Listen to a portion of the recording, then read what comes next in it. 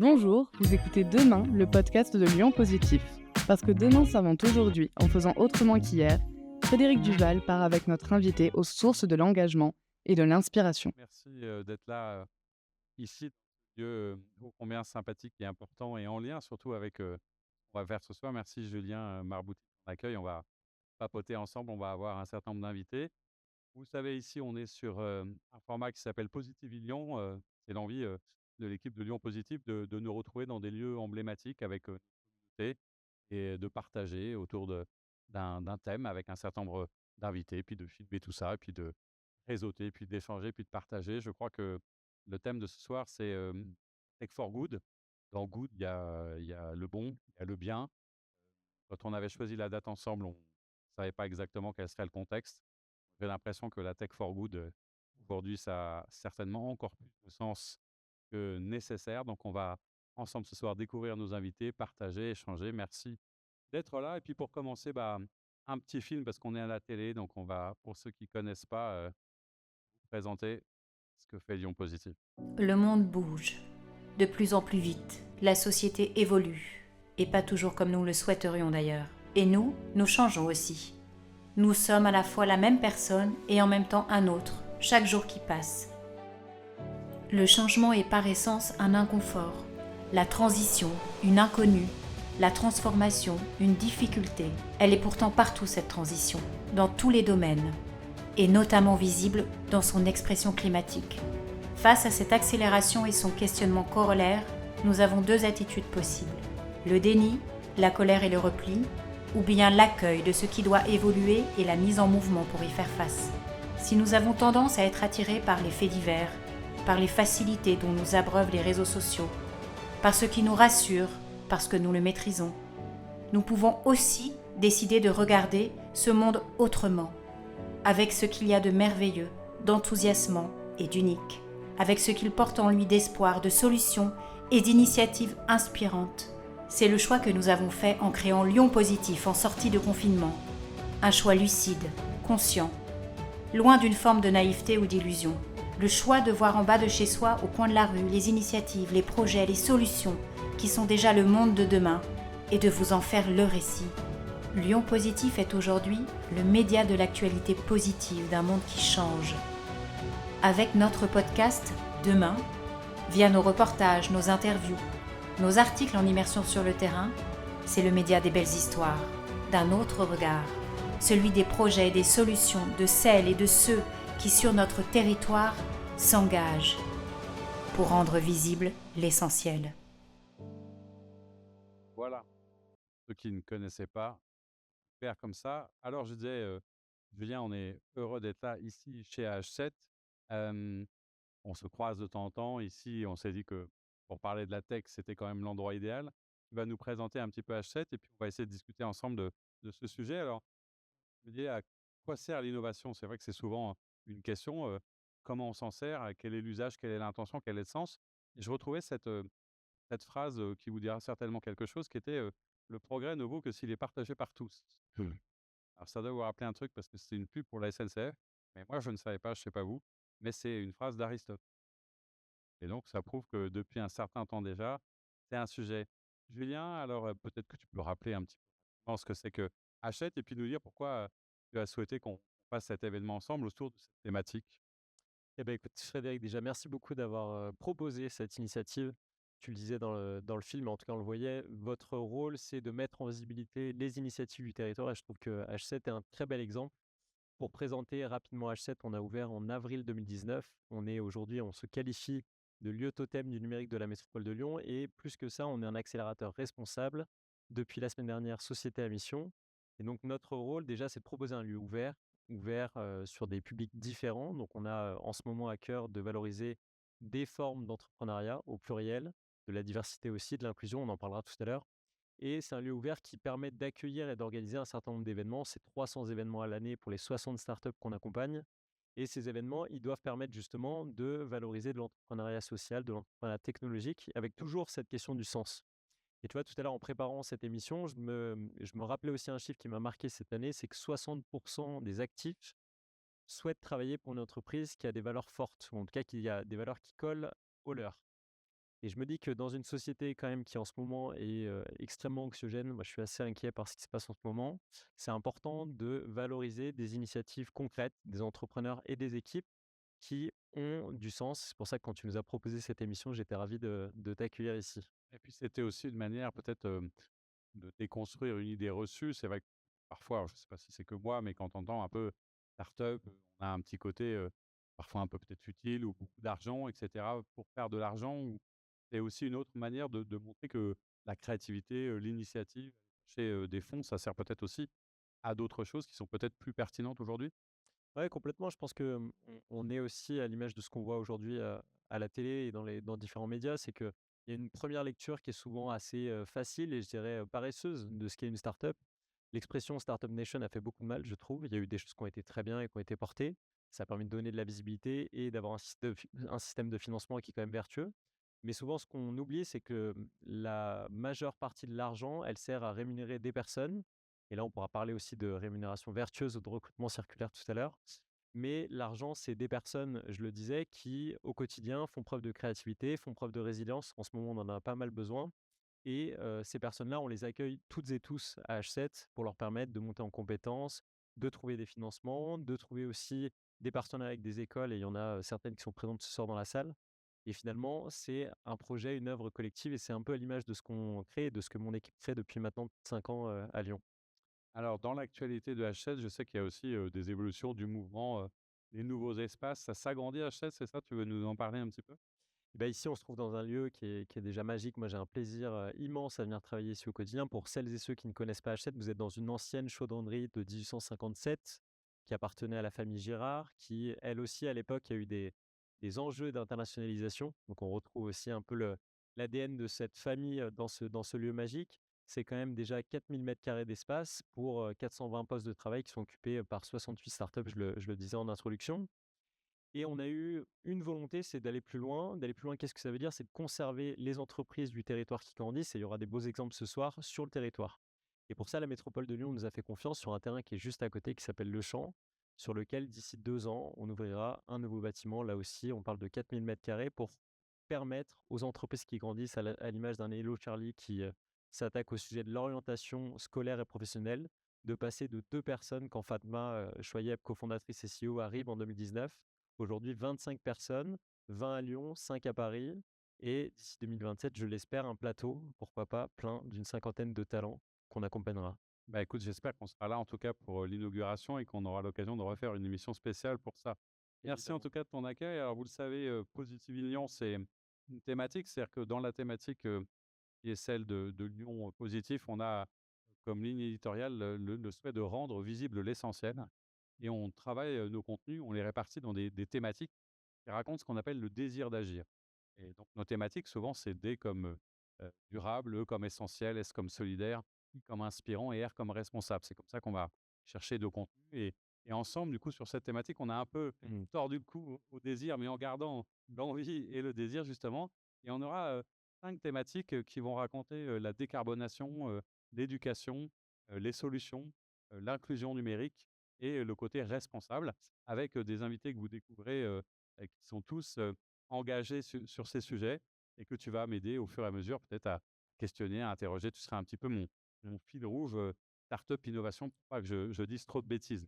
Ce que je vous propose, c'est qu'on commence, tout de suite. On va commencer par la décarbonation et c'est toi qui as eu, cette idée effectivement et on ne peut pas passer à côté quand on parle, changement climatique, transition et cetera et donc tu nous as proposé de recevoir, quelqu'un que je vais inviter à venir à notre plateau, Guillaume Lafont qui est le cofondateur et directeur général de Viscab. Ouais, on peut applaudir, c'est l'avantage du public. On est en direct dans les conditions du direct, on est ensemble. Merci Guillaume, de venir, avec nous ce soir. Hem, je disais en échangeant avec toi et en préparant cette émission que ton sujet, c'est à la fois peut-être le plus, technologique de tous et en même temps le plus, complexe à saisir et en même temps le plus évident.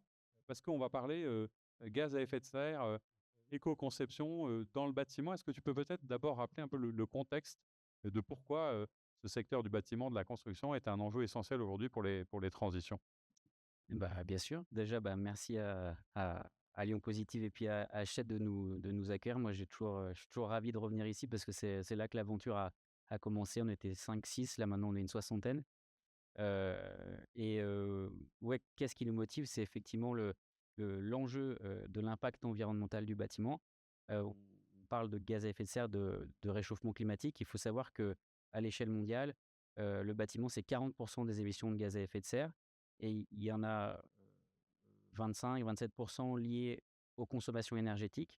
Mais ce qu'on sait moins, c'est qu'il y en a 12 qui sont liés aux matériaux de construction. Donc à chaque fois qu'on va construire, une maison, des logements, des bureaux, qu'on va rénover, ben, on va amener des nouveaux matériaux et ces matériaux, bah, il a bien fallu extraire de la matière, les mettre dans une usine, avec des fours à 1000 degrés, que sais-je, du packaging et tout ça, ça participe, des émissions de gaz à effet de serre liées à la construction.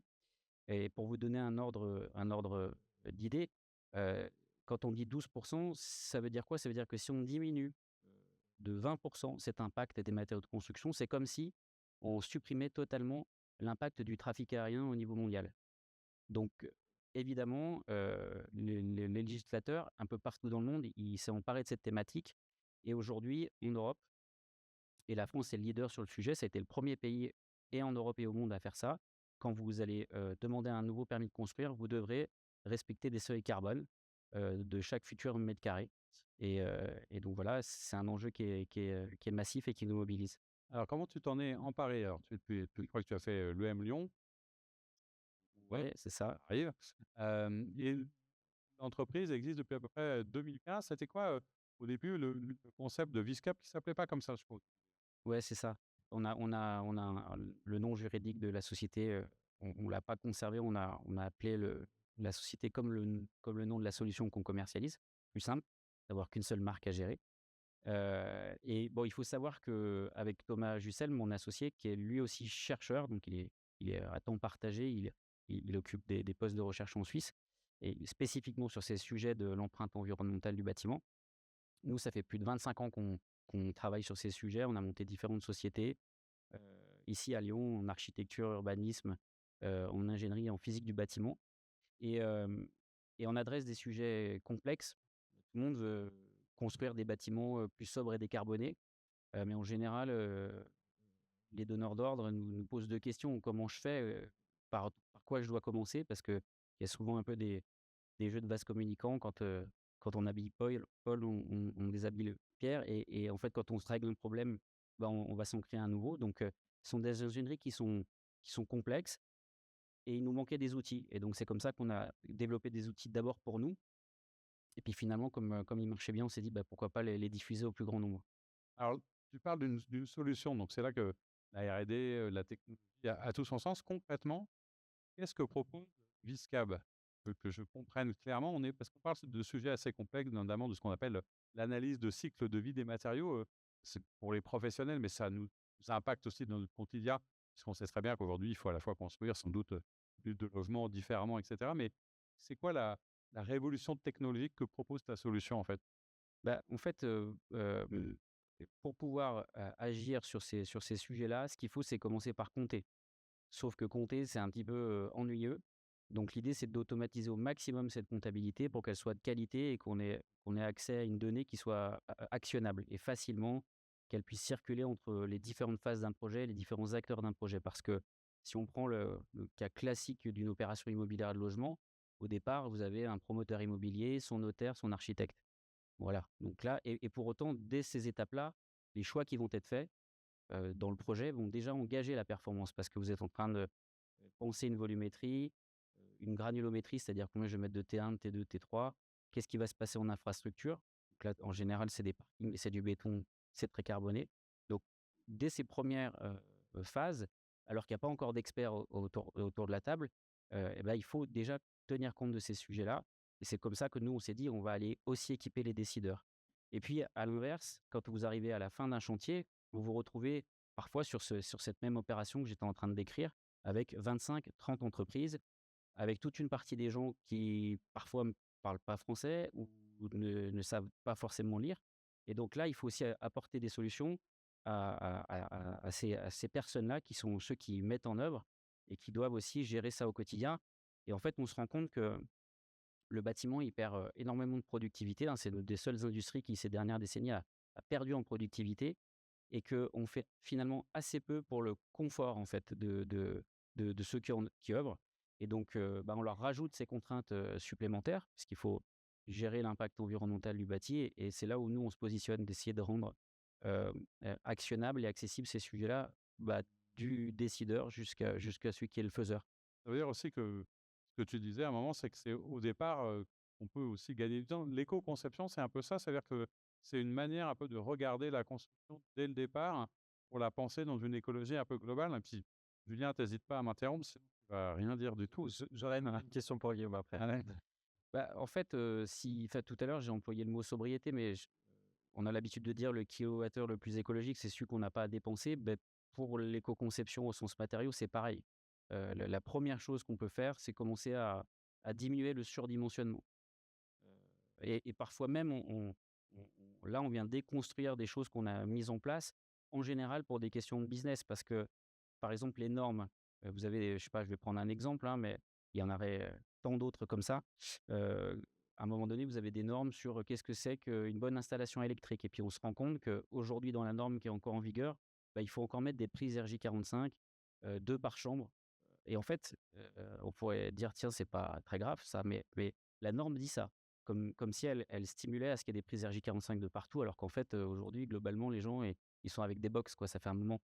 Donc vous voyez, il y a déjà cette idée que, un petit peu comme il faut pas, se goinfrer, quand on mange, c'est la même chose, au niveau du bâtiment. Mettre un petit peu moins de matériaux, être plus sobre, c'est la première base de l'éco-conception. On me pose souvent la question, moi, de l'utilité de la technologie, et je réponds deux choses qui vont dans ton sens. La première réponse, c'est de dire que l'innovation technologique, elle sert à mesurer, à compter, tu le disais, parce que quand tu mesures, tu te rends compte et ça permet de rendre des comptes. Et je trouve que par rapport à ton sujet, c'est exactement ce que vous faites. Le deuxième niveau, c'est de passer à l'échelle, c'est de toucher finalement beaucoup de personnes sur un sujet où, bah, tu le disais, hein, on parle de marchés qui sont conséquents. Toi, comment tu fais avec Viscap, justement, pour partir du local et diffuser largement ce que vous faites? En fait, la 2e étape après, la comptabilité, c'est que quand tu as toute une communauté d'utilisateurs qui viennent compter, l'empreinte carbone de leur projet, ce qu'ils savent pas, c'est que nous, en fait, on va agréger toute cette donnée. Et du coup, cette donnée, elle devient collective. Et ensuite, on va la rétribuer à la communauté. Parce que plus tu as de données et plus tu vas pouvoir, avoir des approches, de statistiques, tu vas pouvoir faire de l'apprentissage, du machine learning. Et c'est là où tu vas donner des sciences de la donnée qui te permettent, plus ton lac de données grossit, d'être précis, sécurisant pour les acteurs. Et quand tu les sécurises avec des sciences de la donnée, eh ben, tu vas permettre de booster leur engagement. Parce que le gros sujet du bâtiment, tout le monde est d'accord pour construire sobre et décarboné. Les 2 questions que nous posent nos clients, c'est: «Comment je fais?» Parce qu'ils n'ont pas d'ordre de grandeur, et surtout: «Combien ça va me coûter?» Combien de clients aujourd'hui? Aujourd'hui, on a plus de presque 1 000 utilisateurs, c'est 150 clients, sur toute la chaîne de valeur. Qu'est-ce qui a été le plus, difficile? Parce que c'est aussi un sujet sur lequel je voudrais que tu reviennes, c'est que on évoquait la croissance de ton entreprise, mais c'est aussi une solution quasiment, unique, assez innovante, qui existe peu ailleurs, tu un champion mondial de ce type de plateforme et de solution. Qu'est-ce qui a été difficile à mettre en place et aujourd'hui, c'est quoi l'avenir de ta solution et pourquoi est-ce que ça a aussi bien marché du coup? Ça existait pas en fait? Pas de cette façon-là, pas avec la vision, nous, qu'on a de la technologie qu'on déploie. Donc à la fois automatisation, de la data et des sciences de la donnée de partout, pour aider en fait, les professionnels. Et puis la dernière brique, c'est le collaboratif. Parce que en fait, personne ne peut régler la question du carbone, bâtiment tout seul dans son coin, quoi. Le promoteur, il a besoin de l'architecte, et l'architecte des bureaux d'études, les bureaux d'études des entreprises, les entreprises des fournisseurs, et distributeurs de matériaux. Donc c'est cette vision-là, à la fois de la techno, mais aussi et surtout du produit, qui nous positionne comme une plateforme. Donc c'est ça qui est à la fois complexe et qui a beaucoup de valeur dans le positionnement de Viscap, c'est un positionnement de plateforme. C'est-à-dire, on aide finalement les gens à mieux travailler individuellement et à mieux collaborer entre eux. Et du coup, quand tu t'adresses comme ça à une diversité de publics, c'est compliqué, quoi, parce que tout le monde regarde le même projet, mais pas avec le même angle de vue, pas avec les mêmes intérêts, pas avec les mêmes contraintes. Donc, voilà, c'est construire petit à petit, heu, par brique cette plateforme qui leur permette de partir d'un engagement qui soit bien calibré, parce que si la question est mal posée au départ, bah, en général, la réponse n'est pas très intelligente. Et ensuite, bah, que chacun puisse faire sa part, puisque tout le monde participe à l'acte de construire, du concepteur jusqu'à celui qui met en œuvre. Et donc tout le monde a cette responsabilité commune. Qu'est-ce qu'on peut te souhaiter pour la suite? Parce qu'on parlait de la réussite de champion français, de nombreux investisseurs, il y a eu des levées de fonds, et cetera. C'est quoi la suite de ton aventure? Et c'est aussi pour ça aussi peut-être qu'on voulait commencer avec toi aujourd'hui pour montrer d'abord des choses à la fois très techniques, très concrètes, mais aussi la réussite de l'innovation, à la fois lyonnaise et à la française quelque part. Et petit point d'actualité, je le précise pour Guillaume, Viscap fait partie des 10 startups françaises à avoir réussi l'an dernier à lever une série A, donc plus de 10 millions d'euros. La question, c'est aussi cet argent, j'en parlais d'ailleurs en introduction, pour faire quoi et qui vous fait confiance? Ouais, c'était un parcours passionnant, mais assez usant pour les équipes et puis pour les fondateurs, parce que ça nous occupe beaucoup en fait. Et nous, on est hyper fiers avec Thomas d'avoir bouclé cette levée, parce qu'on est allé chercher des investisseurs internationaux. Il y a des investisseurs mexicains, américains, japonais, belges, danois, allemands qui sont dans le tour de table, UK aussi, et la Caisse des dépôts, donc le fonds souverain français qui a investi dès la phase d'amorçage dans Wiscam. Et, ce que je voulais souligner, on en parlait tout à l'heure, c'est que il faut être fier aussi parce que la France, du coup, est en avance sur ces dispositions réglementaires. Ça permet d'emmener toute une chaîne de valeur, pas qu'une plateforme de comptabilité comme nous, mais nous, on permet aussi de mettre en avant des petits industriels qui arrivent avec des solutions biosourcées, c'est-à-dire, par exemple, des panneaux de bois remplissage paille qui sont des solutions qui permettent de faire des murs aujourd'hui en logement collectif. Il y a 5 ans, vous auriez parlé de ça à un responsable technique de promotion immobilière, il aurait rigolé, quoi. Il vous aurait parlé de la maison des 3 petits cochons. Aujourd'hui, avec ces seuils carbone, et il va falloir les faire baisser de 15% tous les ans, ça c'est programmé jusqu'à 2030. Et bah, ces solutions-là, elles sont visibles sur une plateforme comme Viscab, et ça, on en est très fiers. Et ce qu'il faut nous souhaiter, bah, cette année, c'est l'année de l'internationalisation. Heu, donc on se lance là avec un premier produit assez light, très facile d'accès dans 20 pays là, la fin du mois de juillet. Donc ouais, c'est un gros défi pour toute l'équipe. Donc réussir cette étape, ça sera déjà une très belle marche de passer en 2024. Ben, on le souhaite en tout cas. Merci beaucoup d'être venu nous présenter cette solution. On peut t'applaudir et te remercier pour ce beau succès lyonnais. On va dire, alors oui, du coup, on est en direct. Tu peux quitter discrètement la table normalement. Et on va passer du coup à la thématique suivante du désir d'agir et on va être sur l'éducation. Et donc, je vais demander à Juliette Jarry, directrice générale de Huggy, de rejoindre le plateau. Bonsoir, Bonsoir Juliette. Juliette. Merci d'être avec nous ce soir. Bonsoir. On a voulu, et vous l'aurez compris, être assez éclectique, donc présenter des univers différents, des parcours différents, des choses différentes. Moi, je me souviens, quand je suis arrivé à Lyon, c'était une des premières personnes que j'ai rencontrées. Je ne sais pas si tu t'en souviens, c'était pas très loin. Tu étais à l'époque dans une autre vie, puisque tu étais vice-présidente à la région, en charge déjà des enjeux du numérique, mais tu avais eu une vie d'entrepreneur avant. Et j'allais dire, tu es revenu presque à tes premières amours de l'entrepreneuriat, avec toujours ce fil rouge un petit peu de la technologie ou du numérique. Alors, ma première question, avant qu'on rentre dans le détail de l'éducation, c'est si je te dis innovation, technologie, outils numériques, à quoi ça sert tout ça et c'est au service de quoi? Toi qui as été à la fois entrepreneur et dans des politiques publiques, pourquoi ça te parle et pourquoi c'est utile dans le monde d'aujourd'hui? Mmh. Alors, je crois que tu tiens vraiment à la question de l'éducation. Pour le coup, on n'en est pas encore, on est plutôt sur la question de l'emploi. Mais l'éducation et la formation ont beaucoup de liens effectivement avec ce qu'on fait. Alors, la technologie, à quoi ça sert et pourquoi? Moi, j'ai une conviction profonde, effectivement, et je pense qu'on la partage avec Julien, c'est que la technologie, elle doit être au service du sens et elle doit être au service de l'impact, évidemment, et d'une forme de diffusion massive des choses auxquelles on croit. Et en l'occurrence, c'est ce qu'on a souhaité nous faire au niveau de Guy, dont on parlera un peu plus en détail. Je crois que le numérique, la technologie et l'innovation permettent justement de passer à l'échelle des solutions et de toucher le plus grand nombre possible de personnes et de diffuser en fait massivement ces questions-là. Avec peut-être une difficulté, c'est qu'aussi, et on en parlera tout à l'heure sur les enjeux, par exemple, d'inclusion, c'est que c'est à la fois un levier, mais aussi peut-être parfois un frein. Et oui, tout à fait. Comment est-ce qu'on peut s'en emparer ou qu'est-ce qui est utile de mettre en place pour que ce soit l'un plus que l'autre? Oui, je crois que ça c'est une vraie question et on a effectivement beaucoup travaillé sur ces enjeux-là à la région et sur les questions aussi, de mixité, de diversité, sur les sujets du numérique. Je crois que la technologie ne peut pas aller sans une question d'appropriation et donc d'usage. Donc toutes les questions de sensibilisation autour de la technologie sont extrêmement importantes justement pour pas être dans une fracture numérique ou dans une fracture technologique qui fait d'un côté, on a une forme «d'élite» entre guillemets qui maîtrise ces sujets-là et de l'autre, des personnes qui se sentent extrêmement éloignées. Donc je crois que la technologie et l'innovation ne peuvent pas aller sans les questions de sensibilisation et de formation, justement à ces questions-là, très clairement. Et d'emploi du coup, puisque c'était aussi, le E de emploi, qui était, concerné, ce soir, qui, nous amenait aussi à nous poser la question que, bah, en fait, c'est pas forcément évident quand on parle circulaire, hein, qui est un mot, économie circulaire, on en entend parler, on comprend pour les matériaux, on comprend pour un certain nombre de choses. Mais c'est vrai que l'emploi, on voit pas tout de suite le lien, et du coup, c'est aussi pour ça qu'on voulait te recevoir. Est-ce que tu peux nous raconter, à la fois l'histoire de Huggy et puis ce que tu fais, c'est-à-dire, qu'on appelle le recrutement circulaire? Ouais, alors, déjà on partage, avec Julien et H7, caractéristiques communes puisque Guy est une entreprise à mission, qui est à l'initiative, du mouvement du recrutement circulaire. Alors le recrutement circulaire, c'est quoi? C'est parti en fait du constat que on parle beaucoup d'économie circulaire, mais finalement le recrutement est un des derniers secteurs qui ne s'est pas posé ou qui n'a pas organisé, sa circularité.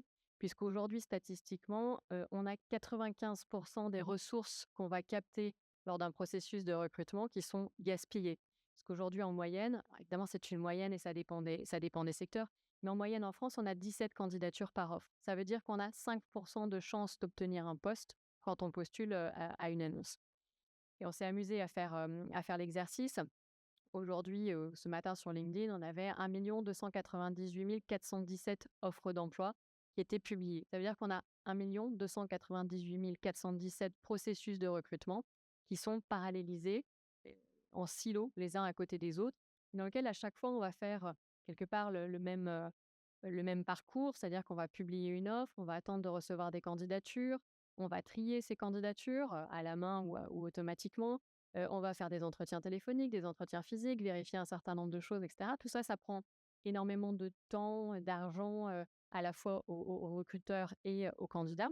Et finalement, à la fin d'un processus de recrutement, tout ce temps qui a été passé, toutes ces données qui ont été collectées, on les met à la poubelle quand on a trouvé le candidat qu'on va recruter. Sauf que dans le schéma, on va dire classique, on a souvent 2 ou 3 bons shortlistés qui, on va dire à très peu de choses près, Ça devient très subjectif après en vrai. ça peut être tout bêtement, une durée de préavis qui est un peu plus longue chez un candidat que chez un autre, une compétence très technique qui est un petit peu moins bien maîtrisée, une structure managériale qui est pas en capacité d'accueillir un profil un peu plus junior. Donc ça peut être plein de raisons qui font que un candidat n'est pas retenu, mais il est pour autant arrivé, au bout du processus, il est arrivé en shortlist. Et le principe du recrutement circulaire, c'est d'essayer d'ancrer la bonne pratique de la recommandation, au sein des entreprises et au sein des organisations de manière générale, parce que ça s'applique, aussi au public, en leur disant: «Prenez 1 minute 30 à la fin de votre processus de recrutement pour recommander les bons candidats que vous avez vus et que vous n'avez pas retenus et leur permettre de rebondir beaucoup plus rapidement vers d'autres employeurs qui ont les mêmes besoins au même moment sur le même territoire». Et quelque part, c'est gagnant-gagnant parce que à la fois, ça permet, au candidat de rester motivé dans sa recherche, effectivement de retrouver beaucoup plus rapidement. Ça permet à une entreprise aussi de terminer de façon plus humaine son processus de recrutement. Quand vous avez vu 5 fois un candidat, prendre 1 minute 30 pour le recommander, ça voilà, c'est aussi, un acte de bienveillance par rapport au candidat. Et aujourd'hui, on a près de 900, entreprises et organisations qui sont déjà engagées dans la démarche et qui ont déjà recommandé des profils sur la plateforme. Alors j'ai parlé du processus de recrutement, mais c'est aussi valable pour, des personnes en fin de stage, pour des personnes en fin d'alternance ou des salariés qu'on a eu en CDD et qu'on ne peut pas garder, par la suite. L'idée, c'est aussi peut-être Ouais, petite question pour Juliette. Je me demandais quel était aussi l'état d'esprit des candidats quand ils étaient recommandés. Tu vois, moi, j'ai eu la chance de rencontrer quelqu'un extraordinaire qui s'appelle Cédric Denoël, qui est président de la structure, qui m'a fait confiance il y a bientôt 6 ans. Je me dis que si à la fin des 4-5 recrutements, entretiens, il m'avait recommandé à Station F, est-ce que j'aurais été content? Quels sont les retours peut-être de certains candidats? Alors j'imagine beaucoup de joie et d'enthousiasme, mais quand on a aussi travaillé dur pour être recruté dans une entreprise, quelles peuvent être aussi les conséquences parfois? Alors, je crois déjà que ce que ça engendre, c'est vraiment de la reconnaissance. Aujourd'hui, les candidats, il y a quelque chose qui nous a beaucoup marqué, un mot qui revient souvent, et c'est assez surprenant de le dire comme ça, mais le mot qui revient souvent, c'est la souffrance. C'est-à-dire qu'il y a de la souffrance à la fois côté recruteur et côté candidat, dans le sens où les recruteurs vont te dire soit qu'ils n'ont pas assez de candidatures, soit qu'ils ont trop de candidatures, qu'ils ont l'incapacité à traiter toutes les candidatures qu'ils reçoivent, qu'ils se font piquer des candidats, etc., etc. Donc, il y a cette souffrance chez les recruteurs. Il y a cette souffrance aussi chez les candidats qui nous disent, et il y a eu une étude de l'APEC il n'y a pas longtemps, notamment sur les profils de cadres, qui disent qu'aujourd'hui, un processus de recrutement, c'est en moyenne sur les 13 semaines. C'est extrêmement long. On sait qu'on peut avoir 4, 5, 6, 7 entretiens différents pour, in fine, ne pas être retenu. Et ce qui revient très souvent dans cette étude de l'APEC, et ce qu'on a constaté aussi, nous, en échangeant avec des candidats, c'est le besoin de feedback. Et très souvent, en fait, les candidats nous disent, soit j'ai pas eu 71 des candidatures n'ont jamais de réponse. C'est énorme. Il faut savoir, 71 des candidatures. Et donc, les candidats nous disent très souvent, soit je n'ai pas de réponse, soit j'ai une réponse automatique.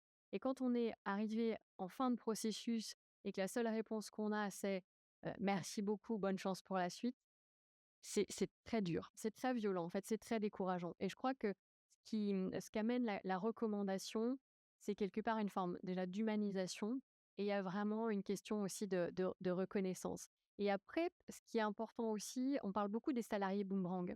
C'est-à-dire qu'un candidat qui, à un moment donné, n'est pas retenu dans une entreprise, on sait très bien que potentiellement, quelques années plus tard, il est susceptible de revenir. Et quand l'entreprise a fait elle-même cet acte de recommandation, elle travaille sa marque employeur, c'est-à-dire qu'elle envoie un signal extrêmement positif, et elle est d'autant plus à même de réattirer ces candidats qui potentiellement sont allés acquérir de l'expérience, sont allés se former, et donc ça, c'est très très important dans cette logique aussi de circularité. Est-ce que c'est pas aussi quelque chose qui s'est un peu imposé là, peut-être naturellement? C'est-à-dire qu'on parle de circulaire, on parle aussi d'une forme d'écologie, d'une forme de bonne pratique où tout le monde s'y retrouve. Dans la relation, peut-être qu'aujourd'hui on a au travail ou dans la manière dont justement tu parlais, de la marque employeur, la difficulté parfois d'attirer sur certains métiers, les jeunes générations et pas simplement qui ont un autre rapport au travail. Est-ce que c'est aussi peut-être une manière de reposer, de la considération autour d'un concept qui est plus la compétition, je crois, mais la ouais, facile à dire, compétition. Coopétition. Voilà, en mode coopératif. Parce qu'il y a peut-être que ça trouve tout d'un coup son sens parce que les gens regardent différemment aussi ces processus. Alors effectivement, il y a plusieurs choses. Donc la coopétition, c'est l'idée de dire comment est-ce qu'on peut collaborer entre concurrents, comment est-ce qu'on peut justement quelque part mutualiser, c'est-à-dire que tout ce travail qui a été fait par les uns et par les autres, comment est-ce qu'on peut le mettre au service d'autres entreprises, sachant que la logique de la coopétition, c'est une logique de réciprocité. C'est-à-dire qu'à un instant donné, une entreprise fait cet acte de générosité vis-à-vis d'un candidat, mais elle bénéficie aussi des recommandations de ses pairs. Et cette logique de coopétition, je crois qu'elle est, il y a un besoin, en fait, très fort, et on parle du contexte actuel, mais je crois que c'est aussi dans ce genre de petites actions-là, qu'on vient mettre du sens. Après, il y a un point aussi qui me semble très important, la recommandation permet de donner du relief, à un CV, permet de transférer aussi, des compétences d'un secteur à un autre. Et là, aujourd'hui, donc par exemple, on travaille beaucoup avec des banques qui cherchent des profils de chargés de relations clientèle. Et on s'est rendu compte que énormément de profils qu'ils recrutaient venant de chez nous sont des profils qui viennent du retail. Pourquoi? Parce que la capacité à les former sur des métiers très techniques, sur leurs particularités, ça, ils le font en interne. Mais ce qu'ils cherchent, c'est ce qu'on appelle les soft skills, ça veut dire le sourire, le relationnel client, etc. C'est ça qu'ils vont venir chercher. Et la recommandation, en fait, permet d'être bien plus qu'un CV. C'est-à-dire que quelqu'un qui ne cocherait peut-être pas toutes les cases a priori pour l'emploi, peut quand même avoir ses chances parce que la recommandation va mettre un éclairage sur qui il est, va amener en fait cette densité, cette profondeur à son profil. Et quelque part, c'est un peu euh, amener de la richesse à un CV qui est a priori un document un peu à plat qui ne dit pas justement tout ce qu'est la personne et tout ce qu'a fait la personne. Ça permet aussi, pour des personnes qui n'ont pas de réseau, la recommandation, c'est extrêmement puissant. Un jeune qui a un CV qui n'est pas extrêmement fourni, mais dont on va dire c'est quelqu'un d'extraordinaire, qui est toujours à l'heure, qui est très engagé, qui est très motivé, on lui apporte tout de suite une chance énorme d'avoir ce poste. Et puis, le fait de faire ce matching-là, ça amène aussi cette densité sur l'offre d'emploi. C'est-à-dire qu'une offre d'emploi, quand vous la lisez, pareil, c'est quelque chose qui est à plat. et qui ne dit pas forcément tout des valeurs de l'entreprise, de la façon dont on y travaille. Donc c'est vraiment ce matching-là aussi qu'on essaye de faire entre les deux. Alors, c'est une entreprise assez récente et peut-être pour un petit mot de conclusion, quelle est à la fois ton actualité puis les perspectives de développement aujourd'hui? Alors, bah, notre grosse actualité, effectivement, c'est ce passage comme entreprise à mission qui était vraiment très, très important pour nous. Alors, il était assez naturel parce que depuis le début, il est dans l'ADN de Guy. Et après, en termes d'actualité, qui est aussi lié avec ce passage à entreprise à mission, on travaille de plus en plus, nous, à faire des accompagnements collectifs, c'est-à-dire à embarquer tout de suite 10, 15, 20 entreprises qui sont sur le même secteur d'activité, sur le même secteur géographique, pour animer cette logique de partage et de recommandation entre elles parce qu'on sait que très rapidement, ça peut créer des emplois et on travaille avec un certain nombre d'acteurs institutionnels en charge de l'emploi sur ces sujets-là. Et donc, notre actualité et notre souhait, c'est évidemment, parce qu'on est dans une logique très universelle, de déployer massivement cette pratique de la recommandation au niveau national et d'aller toucher l'ensemble des secteurs, parce qu'aujourd'hui, on a sur la plateforme aussi bien des jeunes qui cherchent une alternance que des membres de COMEX et sur tous les secteurs d'activité possibles et imaginables. Ben, merci beaucoup, c'était très clair. Merci d'être venu assurer le E de emploi dans le désir d'agir. Je sais pas pourquoi l'éducation est restée comme ça depuis le début, mais c'est bien aussi. Merci beaucoup, Merci Juliette, en tout Juliette. cas. Merci.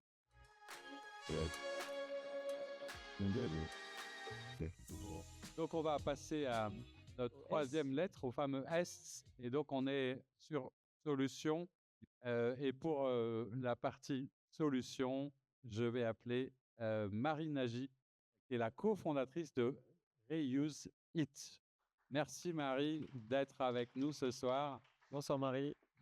Alors, Marie, parce que là aussi, c'est des choses qu'on avait vues passer, nous, dans l'actu et on était contents de te suivre. Mais les sujets en lien avec l'alimentation, parce que c'est ce dont on va parler, c'est aussi des sujets qui sont importants pour Hachette, parce qu'il y a des Oui. initiatives particulières ici. On a un programme sur l'alimentation durable qu'on porte depuis 3 saisons avec Suez, qui est un de nos partenaires fondateurs, et avec Lyon Métropole Habitat, premier bailleur social de la métropole de Lyon, qui met à disposition, et je trouve ça assez extraordinaire, le terrain d'expérimentation. C'est quand même 40 000 personnes aujourd'hui, donc ravi d'en parler aussi et de découvrir ta solution. Voilà, on va parler effectivement de couverts réutilisables, hein, et on va partir. J'aime bien souvent comprendre comment est venue l'idée, et je crois que tout ça a commencé à la cantine de l'EM. Oui, exactement. Vous m'entendez bien? Très bien. Nous, on est 2 associés fondateurs et c'est vrai on est 2 ingénieurs. On a fait 2 cursus, un à Lille et un à Montpellier, un peu à l'opposé et puis on s'est rencontrés, à l'EM Lyon dans un master entrepreneuriat et le constat, il est venu à la cafétéria de l'école quand on voyait la quantité de plastique à usage unique qui était jeté.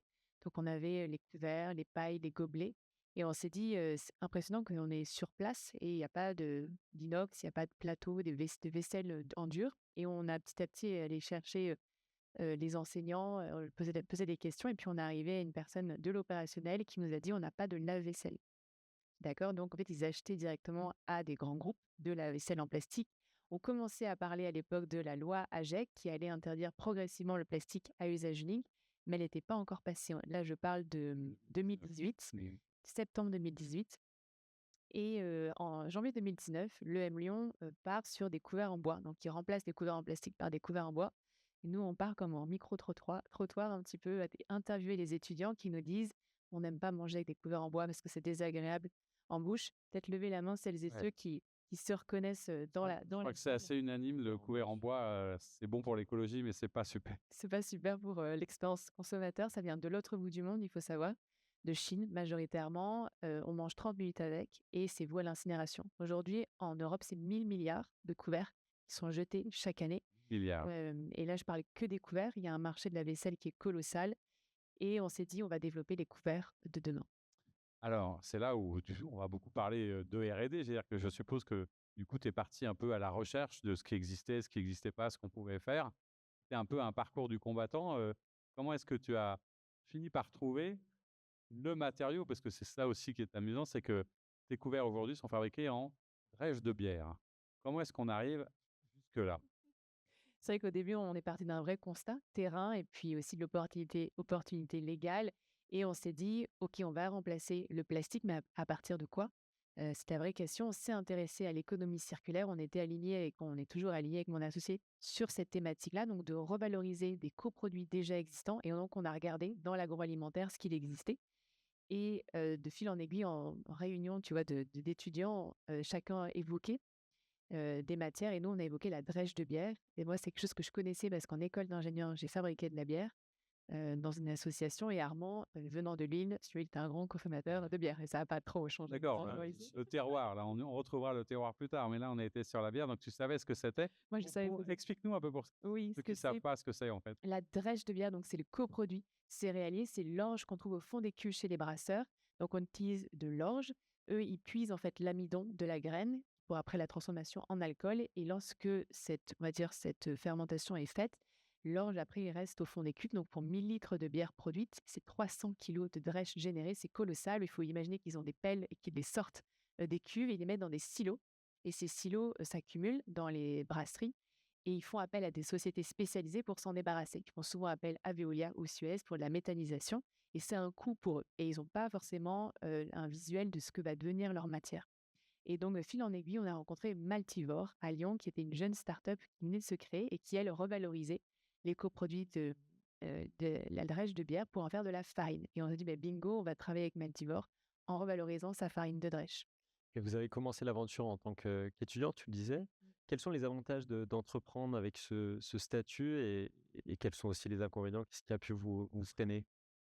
C'est une très bonne question. Déjà, l'atout, c'est qu'on est un duo mixte, donc on a de très belles Il en faut complémentarité. plus, d'ailleurs. Si je fais passer les messages. Et ça, c'est très important pour nous. Et puis, les difficultés, ça a été la technique. Donc, c'est pour ça, tu évoquais la question de, en fait, qu'est-ce qu'on fait à partir de cette farine de drèche? Est-ce qu'on la compresse? Est-ce qu'on fait du thermoformage? Donc, c'est des termes un peu particuliers. Et on s'est dit, bon, on va aller rencontrer les industriels.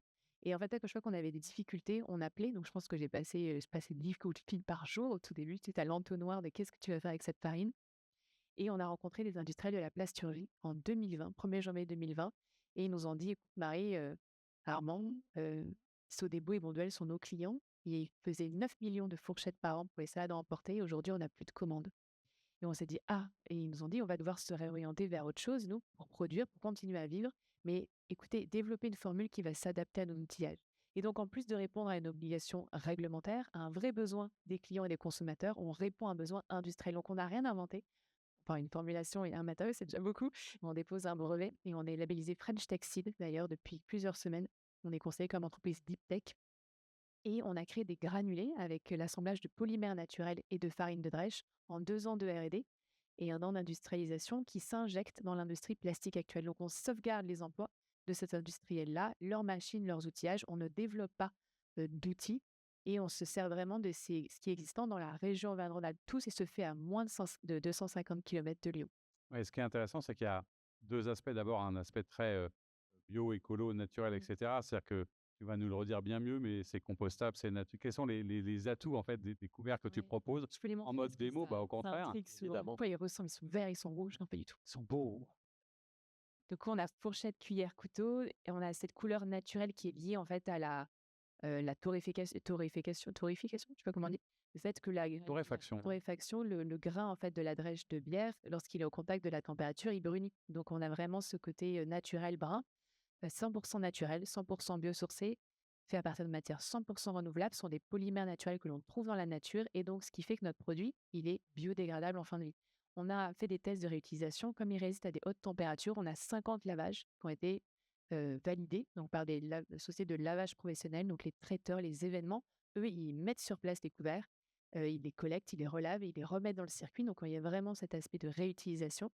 Et quand on ne veut plus les utiliser, quand on les perd, ils se cassent, on peut les composter. Et donc, ils sont compostables en moins de 6 mois dans un compost qu'on voit dans la rue, chez soi, lombricomposteur. Et ça n'existait pas avant. Et ça n'existe nulle part ailleurs. On est les seuls en Europe à faire ça. En Europe, dans le monde peut-être. Dans le monde, peut-être. Et alors, le deuxième truc qui est dingue, et c'est aussi pour ça qu'on était hyper content de t'avoir, c'est que c'est, c'est-à-dire, si on est un peu chauvin, 100% lyonnais ou au Oui. moins rhône-alpin. Oui. Explique-nous un peu le circuit, parce que c'est vraiment à moins de 200 km de Lyon que ça se passe. C'est vrai. Aujourd'hui, Maltivore, qui fait de la farine de drèche, est basé à Vourles, donc au sud de Lyon. Ensuite, on a les polymères naturels. Toute la formulation se fait à Clermont-Ferrand. Aujourd'hui, on a changé de site. Il est à Poitiers pour la fabrication des granulés, donc on s'est un peu excentré. Et Un peu plus, mais un bon, peu. Et après l'injection, donc on travaille avec un injecteur qui est basé à Thiers. Thiers qui était la capitale de la coutellerie, hein. Ouais. C'est pour ça qu'on a un si beau couteau Exactement. qui C'est coupe vrai que bien. c'est très design. Et combien Ouais. ça coûte pour un consommateur? Aujourd'hui, pour les minimums de commandes, on est à 1 €, 1,20 € pour le OK. kit vrac. Et après, on a développé des emballages. Donc, on peut faire des pochons coton personnalisés au logo des entreprises qu'on vend à 3,50 €. Alors concrètement, en termes de chiffres, c'est quoi la réussite aujourd'hui de Reuse It? C'est combien de couverts vendus et c'est quoi ton actu? Ouais, aujourd'hui, c'est plus de 150 000 couverts qui ont été vendus. On s'est inséré au bout de 3 mois, le début d'année, chez Monoprix, donc 150 magasins Monoprix. Ça, c'est la classe. Ça, c'est la classe. Bravo. Et dans les chaînes de Fourvière, on est sur les plateaux repas des nuits de Fourvière, fourchettes et couteaux pour les planches de charcuterie. On est sur l'ensemble des plateaux repas du Tour de France, donc c'est plus de 6 000 plateaux repas des partenaires, à Roland-Garros aussi. Et on s'insère dans la restauration hors foyer à Lyon, chez Ninkasi et chez Jules, notamment. Et le but, c'est vraiment, nous, d'avoir le maximum d'impact. C'est pas de créer un goodie, c'est vraiment avoir cette vocation de réduire le plastique, le bois, et donc de s'insérer progressivement dans la restauration emportée. C'est impressionnant. Qu'est-ce qu'on te souhaite pour l'avenir? C'est quoi le développement puisque tu es toujours seul au monde à faire ça? C'est de lever des fonds. Ah, Donc là, on recherche 1,5 million. Voilà, on a déjà des investisseurs qui sont rentrés au capital et on a hâte de la suite parce on est 3, on a réussi à faire tout ça, donc on a hâte de développer la suite. et les principaux freins, c'est-à-dire qu'on a bien vu que ça a été d'abord d'avoir l'idée, de fabriquer, de le trouver ici, et cetera. C'est quoi? C'est plus un frein au développement, à la diffusion, à de la production massive aujourd'hui presque? Aujourd'hui, pas forcément, on peut faire 1 million de pièces. En fait, on a fait 90% du plus dur. De vraiment, les nuits blanches, elles sont passées pour nous. Et c'est vraiment embaucher, nous, en commercial, en logistique et en qualité. C'est les 3 postes qu'on recherche, et développer de nouveaux outils qui permettent de faire plus de volume avec un prix plus avantageux. Il y a du recrutement circulaire à faire sur des couverts, circulaires, Ouais, il me oui, semble. il y a un lien. Top. En tout cas, bah, voilà, c'est une magnifique, réussite locale. Heu, merci beaucoup d'être venu nous le présenter, ça donne envie et effectivement, il faudrait presque qu'on les teste pour voir si c'est Oui. quand même bien mieux que le bambou ou je ne sais quel bois exotique d'ailleurs. Merci en tout cas à toi Bravo Marie Marie, d'être venue merci nous beaucoup. parler de Reuse It.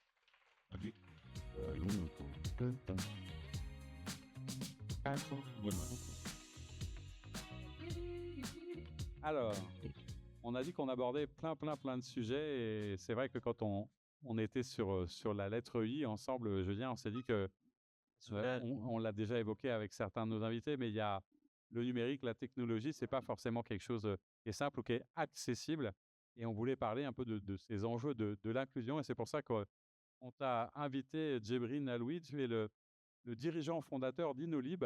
Hem, la première question que j'ai pour toi peut-être, c'est, quand on parlait de ces sujets, on est en train de te rapprocher le micro pour que tu sois voilà, il est bien près de toi. Hem, Frédéric, peut-être un mot quand même pour dire à quel point ça nous tenait à cœur, c'est qu'on en avait parlé ensemble. On a, sur demande de la Banque des Territoires, lancé il y a maintenant 2 ans un programme qui s'appelle 13M pour 13 millions de Français exclus du numérique. Et aujourd'hui, c'est même 16 millions. Donc, on n'a pas totalement bien fait notre travail avec cet accélérateur de start-up. Mais ce qui est encourageant quand même, c'est qu'il y a des personnes comme Djebrine qui innovent au quotidien sur l'équipement, sur l'accessibilité des sites web et sur l'accès tout court à internet. Et donc moi j'étais très, très content de t'accueillir pour qu'on puisse parler de cette thématique qui est aussi, un enjeu de diffusion. Et donc, merci encore pour, d'avoir répondu à l'invitation. alors Djibril, on a pas mal échangé tous les 2.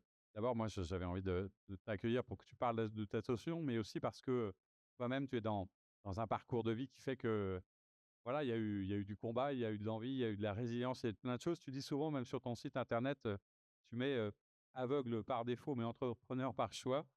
Ça te résume bien. Peut-être que tu peux nous raconter ton parcours et puisque tu es non-voyant depuis un certain nombre d'années, mais ça n'a pas toujours été le cas et peut-être de raconter aussi un petit peu, ton quotidien face à l'absence d'accessibilité de toutes ces plateformes et de ce que représente aujourd'hui le numérique. Merci, Lyon Positif et à pour cette invitation. En fait, moi, je suis, non-voyant depuis, une vingtaine d'années suite à un glaucome. Donc, j'ai commencé à perdre la vue, à l'âge de 13 ans. Depuis l'âge de 13 ans, je suis complètement non-voyant. Aujourd'hui, j'ai 35 ans et le numérique a été, je dirais, un vecteur d'autonomie et d'autodétermination. Quand je voulais faire des études, en 2006 et 2007, j'étais au collège, j'ai eu le premier ordinateur Et j'ai commencé à apprendre à la fois, comme tout le monde, et à aller consulter sur internet. Et ça a été mon premier contact avec le numérique. Et ensuite, j'étais dans un lycée ordinaire où le numérique a été, extraordinaire, notamment Excel pour les mathématiques, internet à l'époque pour tes recherches. Et arrivé au moment de la fac, j'ai fait psycho-sciences cognitives à Lyon 2 et le numérique a été déterminant. Et je me souviens, c'était la première j'ai déjà confronté à l'inaccessibilité. En arrivant à la fac, c'était, les outils pédagogiques n'étaient pas accessibles. C'est-à-dire, je ne pouvais pas aller chercher mes documents, de cours, dans les bureaux virtuels à l'époque. On appelait ça un bureau virtuel, c'est un espace de travail. Je ne pouvais pas, lire les PDF que les profs m'envoyaient et je dirais c'était le 1er point d'inaccessibilité majeure que j'ai rencontré dans ma vie, étudiante. J'ai réussi à le surmonter, donc j'ai fini mes études en sciences cognitives, jusqu'en master 2 en RH et heu et finalement j'ai fait un exécutif MBA en management de l'innovation, il y a 1 an et ça a été pour moi, le numérique a été un vecteur d'autonomie. Ensuite, on a vu apparaître les smartphones et ça a été vraiment une grosse autonomie aujourd'hui. Je peux me déplacer, en mettant le GPS.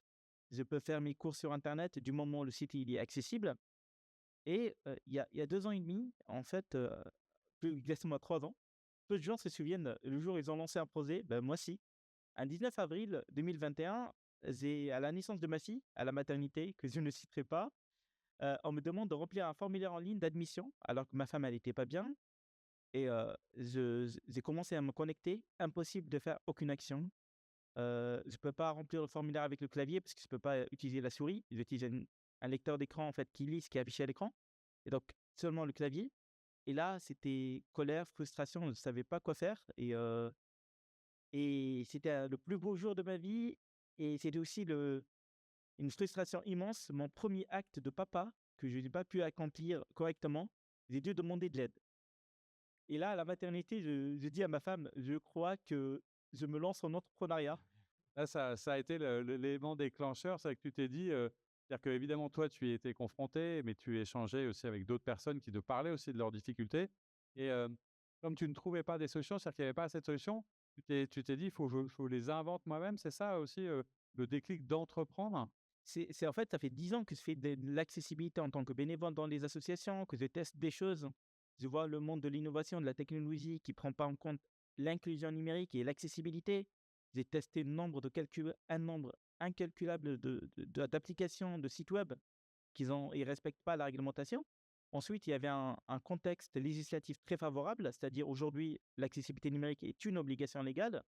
Et là, je me suis dit, en fait, moi, j'ai une expertise technique, j'ai une expertise d'usage qui est mieux, entre guillemets, que moi pour porter à la fois un message militant, un peu militant, parce que c'est compliqué d'être militant et entrepreneur pour moi aujourd'hui, et surtout essayer de changer les choses. Et mon quotidien, je suis très heureux quand on arrive à participer à un projet, à développer un site web qui est accessible by design et voir tous les utilisateurs pouvoir l'utiliser. Qu'est-ce qui est le plus difficile, en fait? C'est quoi le principal frein aujourd'hui? Parce qu'on se dit, on a la capacité technique pour le faire, il y a une réglementation qui amène à le faire. Pourquoi est-ce qu'il y a je crois que tu me disais, c'est presque 90 sites internet et d'ailleurs, on parle des sites internet, mais c'est aussi, les plateformes, les services publics, et cetera. Il y a le numérique est partout, l'information est partout. Pourquoi est-ce qu'on n'arrive pas à aller plus vite et plus loin, dans l'accessibilité et l'inclusion, du coup? Le souci, en fait, en France, c'est que l'accessibilité numérique, pendant longtemps, on l'ignorait. C'est comme plein de sujets, sociaux, comme l'écologie, c'était mis à la marge. Aujourd'hui, il y a 50 000 € d'amende, ça commence un peu à bouger. Mais surtout, en fait, on ne sait pas comment faire et l'ignorance, en fait, il y a peu de sensibilisation à mon sens. Aujourd'hui, les décideurs, les pouvoirs politiques, là, c'est une réglementation européenne qui a un peu bousculé le marché, je dirais. Et surtout, en fait, aujourd'hui, l'accessibilité numérique, elle s'inscrit à toutes les étapes d'un projet. À partir de la décision, le chef de projet qui fait le cahier de la solution numérique, le designer qui va inclure des tips d'accessibilité, des guidelines d'accessibilité, et aux développeurs et aux testeurs. En fait, toute la chaîne du numérique est impactée par l'accessibilité numérique. Et c'est là notre rôle, nous, en tant que mon rôle à moi et mes collègues, c'est d'apporter cette expertise en gestion de projet, en développement et en test utilisateur pour les accompagner les ESN et les entreprises à faire des solutions numériques accessibles. Et ce qui est, je dirais, le frein aujourd'hui, il y a des gens qui ne sont pas sensibilisés par ignorance. Aujourd'hui, les DSI, par exemple, ils ont déjà d'autres réglementations. Ce qu'on me dit, hein, on me dit on a des réglementations en sécurité, en cyber, on a des réglementations RGPD, et ils viennent nous rajouter en accessibilité numérique. Moi, il y a des boîtes qui m'ont dit qu'ils préfèrent payer que d'entamer une démarche d'accessibilité. Et moi, j'ai une question. Déjà, bravo. Franchement, je te partage mon sentiment. Je suis totalement bluffé déjà par ton parcours et par le fait d'être parfaitement aligné avec ce que tu fais, ce qui, je pense, est un gage de réussite assez extraordinaire. Quel est le projet dont tu es particulièrement fier que vous avez pu collectivement déployer ces dernières années? Je dirais le produit que je suis particulièrement fier, c'est d'avoir lancé ma boîte. C'est un beau projet. C'était pas facile parce qu'en fait, il faut se dire que, je me suis confronté à 3 freins. C'est le premier, c'est être en situation de handicap.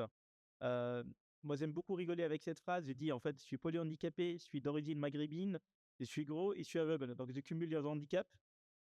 Ça n'a pas été simple et non, au contraire, ça a été, je remercie l'écosystème lyonnais de l'entrepreneuriat est très bienveillant et j'ai eu beaucoup de soutien et c'est vraiment ça fait chaud au cœur.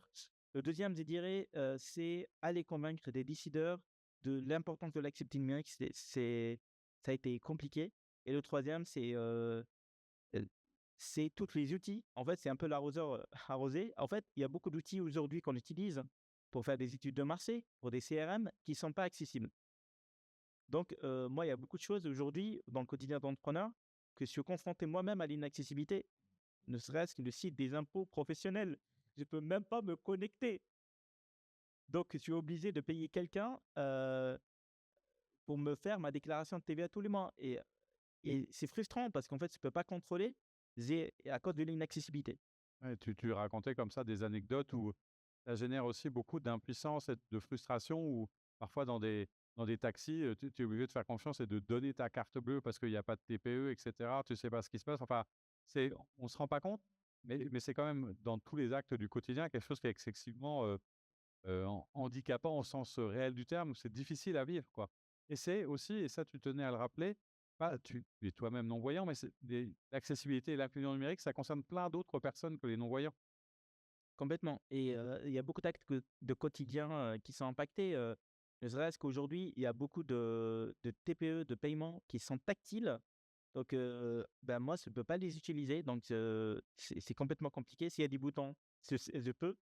Il y a les machines de sport. Moi, je vais à la salle de sport, et on me dit qu'ils vont changer des machines, pour des machines tactiles modernes. Bah, je suis sûr, dans 6 mois, je dois chercher une autre salle de sport, avec des machines à boutons. Et dans le quotidien, je suis obligé de m'adapter.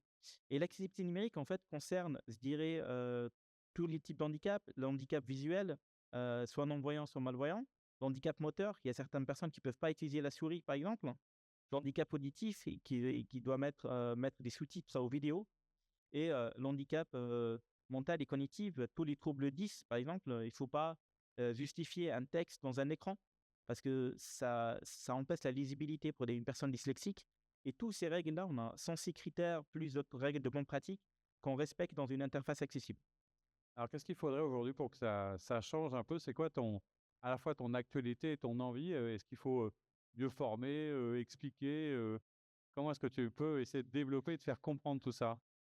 Heu, on a 3 actions voire 4 actions d'action aujourd'hui. C'est, auditer, de permettre à des gens de faire un point sur leur, niveau d'accessibilité, de former les développeurs, les chefs de projet, les designers à prendre en compte la diversité des besoins, et la diversité des accès, je dirais à sensibiliser, au-delà de former, c'est sensibiliser les décideurs, les parties prenantes du numérique à prendre en compte l'accessibilité numérique dans le projet, by design. Ça ne coûterait pas plus cher et il y a 12 millions de personnes en situation de handicap en France et je dirais le quatrième axe pour moi qui est fondamental, c'est créer des outils qui répondent à un besoin et l'une de mes actualités, c'est que pareil, je pars toujours d'un besoin pour innover.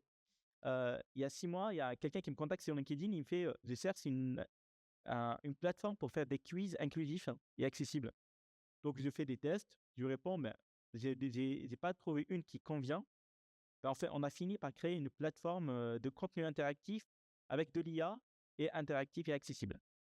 Donc on peut créer des quiz, des formulaires et des sondages mais à la fois accessible côté participant et côté constructeur. Voilà.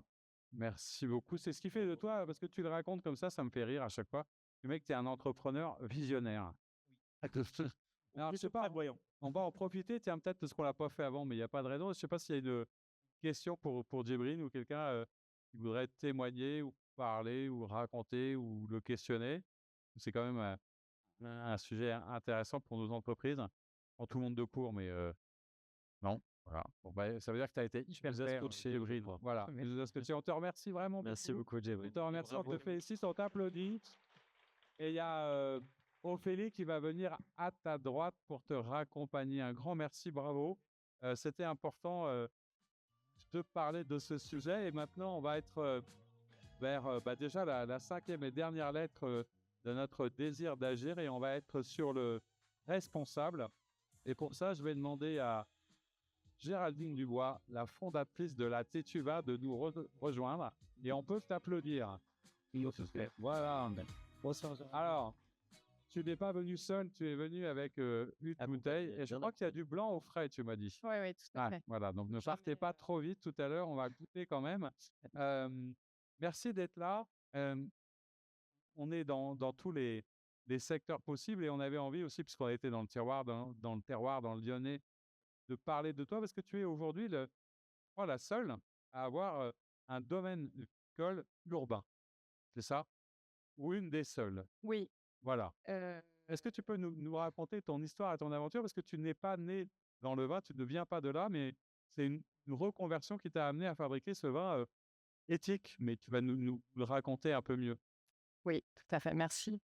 Moi, je me suis reconvertie au vin il y a une dizaine d'années, un peu par hasard. Je suis lyonnaise d'origine. Je ne suis pas du tout issue d'une famille viticole, enfin de vignerons. J'ai fait des études scientifiques. J'ai travaillé pendant 10 ans dans l'industrie pharmaceutique, donc rien à voir. Mais c'est plutôt des pérégrinations familiales qui m'ont fait atterrir à Beaune, en Bourgogne. Voilà, donc pas obligé de t'intéresser au vin. Je suis en tout cas obligée d'en boire un petit peu. Et voilà, j'avais cette curiosité je faisais les vendanges en fait chaque année. J'avais cette curiosité de me dire, mais finalement, qu'est-ce qui se passe après? Qu'est-ce qu'on fait du raisin? Comment on le transforme en vin? Et par curiosité, j'ai repris une formation il y a un peu plus de 10 ans qui s'appelle un BPREA, donc que j'ai fait au lycée viticole de Beaune. Et c'est en faisant cette formation et notamment en faisant des stages en cave que la passion est née assez rapidement finalement. Ouais, alors tu me disais, c'est quasiment une expérience sensorielle. C'est-à-dire que Complètement. dans une cave, à un moment, tu as vu la vinification et ça t'est apparu comme une révélation, c'est ça? Alors, la vinification est très physique. On donne de sa personne quelque part parce qu'on rentre dans les cuves, on manipule le raisin, on sent, il y a tous les sens en fait sont en éveil, donc il y a un côté presque sensuel en effet, et aussi physique. Et moi, j'aime bien les métiers un peu physiques où je me dépense et j'ai trouvé qu'il y avait une espèce de magie dans cette transformation du raisin en vin. Et voilà, ça m'a plus quittée depuis 10 ans. Et qu'est-ce qu'il y a de toi dans tes bouteilles, justement? Qu'est-ce qu'on À retrouve? part le nom. Oui, parce que j'ai pas osé osé. déjà. Non, mais si, mais il y avait une première interrogation. C'est pourquoi ce nom, La Tétue? Parce que tu étais un petit peu obstiné tu avais une idée très précise de ce que tu voulais faire, c'est ça? Quand j'ai créé La Tétue, oui, en effet. J'ai créé La Tétue il y a 3 ans à Lyon. Donc après diverses expériences dans le monde du vin et notamment la création d'un domaine viticole un peu plus classique dans le sud de la France. Je suis rentrée à Lyon il y a 4 ans, suite au confinement et en fait, j'avais une idée de proposer un vin justement éthique et responsable, mais jusqu'à la commercialisation. Parce que dans mes expériences précédentes, j'ai un peu fait le constat qu'on faisait aujourd'hui beaucoup d'efforts dans les vignes. Enfin, on essaye de faire beaucoup d'efforts dans les vignes, on passe en bio, on utilise le cheval au lieu du tracteur, on fait attention à la biodiversité. On fait aussi beaucoup d'efforts à la cave parce qu'on essaie de faire des vins plus naturels avec moins d'intervention de l'homme. Et finalement, dès qu'on parle de commercialisation, tout ce qui a été fait avant, on l'oublie un petit peu et on envoie ces vins partout dans le monde, souvent en paquebot ou en avion, avec un bilan carbone qui est assez catastrophique. Et surtout, on ne réutilise pas les bouteilles. Donc l'idée, Et c'était de rapprocher le exactement. consommateur du vin ou le vin du consommateur en Eh ben, étant avec un chai en ville, c'est ça? c'est ça. Moi, j'ai voulu rapprocher la production de mon vin des lieux où il allait être consommé. Donc, en effet, mon domaine viticole est un peu atypique parce qu'il est composé de vignes, forcément, de vignobles que j'exploite moi-même, qui sont à une vingtaine de kilomètres de Lyon, en appellation Coteaux du Lyonnais, porte bien son nom, et d'un lieu de production, ce qu'on appelle un chai, en plein centre de Lyon, donc dans le premier arrondissement, parce que justement, je voulais que les vins soient produits là où il y a des particuliers qui boivent du vin, des restaurateurs, des bars à vin, des cavistes, etc. Je voulais pas faire transporter mes bouteilles. Enfin, je ne fais pas transporter mes bouteilles. Oui, C'est c'est ce que toi je fais qui le fais. exclusivement. Viennent les chercher. Oui, Oui. exactement. C'est moi qui le fais. Alors qu'est-ce que ça a d'original, de particulier et qu'est-ce que tu as l'impression de faire de différent? Du coup, ça te permet peut-être de maîtriser, comme tu disais, toutes les étapes et est-ce qu'il y a des difficultés particulières à avoir un chai en ville? Je suppose que si ça se fait pas autant, c'est que c'est quand même pas anodin et que ça a demandé beaucoup de persévérance et d'entêtement peut-être du coup? Alors, ce qui est différent par rapport à un vigneron plus classique, c'est que je connais tous mes consommateurs. Alors, forcément, pas tous les particuliers, parce que je vends quand même à des cavistes qui vont chercher leurs bouteilles, mais en tout cas, je connais tous les restaurateurs avec qui je travaille. Je fais que de la vente directe. Je connais tous les particuliers qui sont passés un jour à la cave pour acheter du vin. Et quelque part, ça a un côté super agréable parce qu'on a aussi les retours des gens qui aiment le vin et qui le trouvent très bon et qui trouvent que la démarche est éthique. Et sur les difficultés, bah, bien entendu, c'est pas très euh, normal de faire du vin en ville. Il y a un côté logistique qui peut être un peu compliqué, mais finalement, les vendanges durent assez peu de temps. Et heureusement ou malheureusement, avec le réchauffement climatique, on vendange de plus en plus tôt. Donc, c'est souvent fin août et les gens ne sont pas encore rentrés de vacances. Mais la logistique des vendanges qui me prend 5 jours dans l'année, je loue un petit camion, j'ai des caisses à vendanges et je ramène mon raisin en ville et c'est pas ce qu'il y a de plus compliqué. Tu produis combien de bouteilles? Parce que tu fais tout toute seule, hein? Oui, je travaille les vignes, je fais le vin, je le commercialise, je fais la communication, l'administratif Les émissions de télé, enfin, Et, et parfois des émissions de télé, ouais. je sais pas si tout le monde le voit, mais ton étiquette est accrochée à la bouteille. Ouais, tout Tu à peux fait. nous en dire un peu plus? Oui, j'ai comme la vente locale, c'était pas assez jusqu'au boutiste pour moi, Têtu. j'ai voulu faire une bouteille zéro déchet. Donc moi, aujourd'hui, je réemploie mes bouteilles. Ça veut dire que je récupère les bouteilles vides, notamment chez les restaurateurs, que je nettoie avec une petite laveuse à la main. Moi, je fais beaucoup de choses à la main et que je remplis à nouveau, pour éviter d'utiliser des bouteilles neuves. Et bah, justement, une étiquette collée avec ce système de réemploi, c'est un peu compliqué. Quand on a une étiquette collée, il faut une laveuse spécifique avec de l'eau chaude, de la soude. On rajoute des produits chimiques, j'aime pas trop ça. Donc, j'ai créé cette étiquette qui n'est pas collée à la bouteille. Alors, elle est simplement fixée par un petit D'accord. autocollant, une corde et un petit autocollant, parce que s'il y a que la corde, ça s'en va. Sur l'autocollant, on ne le voit pas forcément, mais il y a un petit âne de la Tétu. C'est ma marque de fabrique. Et comme je voulais proposer une bouteille entièrement zéro déchet, l'étiquette est en fait en papier ensemencé. C'est-à-dire que les consommateurs peuvent récupérer l'étiquette et la faire pousser dans la terre, ce qui fait qu'il n'y a pas de déchets en fait sur la bouteille. Et je pense que je dois être la seule bouteille entièrement zéro déchet en France. Après, en Europe, dans le monde, je ne sais pas parce que je ne suis pas allée chercher. mais en France, Mais en tout c'est cas, en déjà pas France. mal. Mais du coup, Ouais. c'est ce qui fait aussi que tu as quelque chose d'assez atypique. C'était un projet un peu fou dans un univers, voilà, on va pas se mentir, qui est assez, difficile, un peu rigide, avec, des habitudes. Est-ce que tu as été confronté aussi quand même, à des difficultés où on t'a regardé un peu étrangement? Ou comment est-ce que tu as pu franchir un peu toutes ces étapes pour, être encore là aujourd'hui, accompagné par Ronald Pia aussi, hein? Je crois que Ouais, c'est important de tout à fait. citer aussi les acteurs de Bien sûr. l'écosystème. Hem, ouais, qu'est-ce qui a été le plus difficile? Ouais, c'est parce que ta priorité, c'est de faire un vin qui est bon Oui, tout à fait. Il y a et qui rien. soit aussi Ouais. éthique et en même temps, qu'est-ce qui l'emporte dans le commercial? Est-ce que les gens viennent te voir parce que le vin est bon, parce qu'il y a cette démarche? Est-ce que tu arrives à savoir un peu, ce qui fait la différence?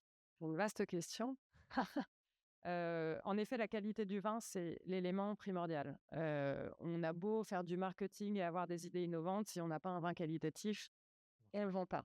Donc, moi, je propose des vins qui sont bio, qui sont naturels, c'est-à-dire qu'il n'y a rien qui rentre dans la composition du vin à part du raisin. Ça, c'est le principe de base. Et des vins qui sont droits, sans défaut, et qui plaisent. Alors, on ne peut jamais plaire à tout le monde quand on fait du vin, mais qui plaisent quand même à une majorité de clients. La difficulté, c'est que moi, ce que je considère comme ma valeur ajoutée, pour moi, ma valeur ajoutée, elle est dans la qualité du vin, mais elle est surtout dans tout ce que je propose de nouveau autour. Et justement, dans cette valeur ajoutée-là, j'ai l'impression de ne pas être très bien comprise par les professionnels du monde du vin, donc les hôtels, restaurants, cavistes, etc. C'est-à-dire qu'aujourd'hui, on a encore un peu tendance à avoir un réflexe de regarder l'appellation au-delà de la qualité. Hein. L'appellation, le prix est un peu la tête du vigneron. Et finalement, tout ce qui est autour, bon, ça intéresse pas grand monde. Donc, je pense que je suis peut-être un petit peu en avance, peut-être un peu trop. Mais moi, je tiens, et je m'appelle la têtue, donc c'est pas pour rien, je tiens à mettre ça en avant autant que la qualité des vins. Et je sais pas de quoi tu aurais du coup aujourd'hui besoin. C'est quoi ton actualité? C'est quoi ton envie? C'est quoi la suite de l'aventure pour pouvoir continuer à garder le cap dans un moment qui est pas simple? Parce que pris pour la production de vin, même si c'est Oui. le terroir, c'est quand même un écosystème qui est fragile et puis tendance qui est pas joyeuse. Comment on garde l'énergie et c'est quoi ton actualité? Comment on peut t'aider d'ailleurs à continuer à tout ça? Acheter des bouteilles. Acheter des bouteilles, oui, voilà. Merci. Buvez, mais avec Exactement. modération normalement. C'est ça qu'on doit dire. En effet, la partie commerciale n'est pas mon point fort. Autant, enfin moi, ce que j'aime en fait, c'est d'être dans les vignes, c'est de faire du vin et d'en parler. Mais je suis pas très forte sur la partie commerciale, donc forcément, la commercialisation est très lente. Donc si quelqu'un a une idée pour m'aider à vendre les vins, je veux bien. Comment on s'accroche? Ben, on s'accroche. Moi, je suis passionnée et j'ai envie en fait d'arriver à montrer dans le monde du vin, sans aucune prétention, qu'on peut aussi faire différemment dans la commercialisation du vin, que c'est possible. Je sais très bien que tous les vignerons français vont pas finir par vendre du vin en France parce qu'il y a trop de vin et on n'y arrivera pas. Mais juste une autre voie est possible. Et si j'arrive à montrer ça, et pour montrer ça, il faut que ma structure soit viable économiquement, que je me paye, etc., ce qui n'est pas encore le cas. Si j'arrive à montrer ça, ben, je pense que j'aurais réussi, oui. Et quelque part d'ailleurs, tu vois, peut-être Julien, je me dis, ça boucle un peu la boucle parce que quand je t'entends, on retombe un peu sur le début et sur le fil rouge de notre sujet qui est l'innovation. L'innovation, c'est aussi faire différent, c'est parfois faire contre, c'est parfois faire à côté. Est-ce que c'est pas un peu le point commun qu'on pourrait avoir de tous nos invités ce soir? Et prendre du temps aussi. Je trouve que dans tous les témoignages qu'on a eus, il y a une notion de rapport au temps qui est importante. Et là, tu le mentionnes très bien, c'est que aujourd'hui, tu es peut-être en avance. En tout cas, c'est ce que tu ressens. Mmh. Pour autant, moi, je suis assez convaincu que tu seras une solution incontournable et un art de vivre incontournable dans les prochaines années. Et c'est ce que je souhaite. C'est gentil. J'espère. Voilà, je ne sais pas s'il y a des questions du coup sur la fabrication du vin, c'est le moment. Non, tout le monde peut boire le vin peut-être, mais la fabrication, c'est un peu compliqué. C'est vrai que quand on te voit travailler, c'est quand même ardu et parler des coteaux du Lyonnais, c'est Mmh. assez pentu. Ouais, c'est des côtés. On arrive doucement à la fin de cette émission. La fin, il est pour toi, Julien, en te remerciant évidemment Géraldine, mais peut-être voilà, qu'est-ce qu'on a pu garder comme enseignement? Qu'est-ce que tu retiens? Qu'est-ce que tu fais comme prochaine émission? À quels autres invités la prochaine fois? Déjà, j'ai passé un excellent moment et j'ai trouvé qu'on avait un panel d'invités qui couvre très bien le champ de l'innovation technique, technologique et sociale. Et je voulais vous partager ma dernière lecture, le dernier livre d'Alain Damasio qui s'appelle La vallée du silicium, qui est un auteur qui est connu notamment dans l'univers de la science-fiction. Et il a une citation que je vous ai partagée que j'ai trouvée juste géniale. Il plaide aujourd'hui pour un nouvel art de vivre avec la technologie, avec une faculté d'accueil et de filtre, d'empuissantement choisi et de déconnexion assumée, une IA ni brute ni soumise, et c'est ce qu'on plaide en tout cas ici à H7.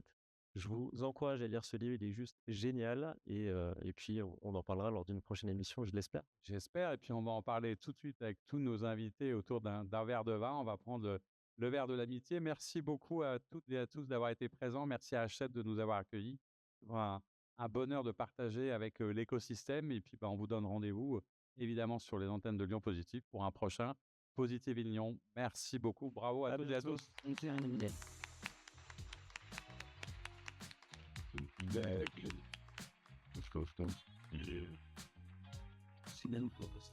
Sorry.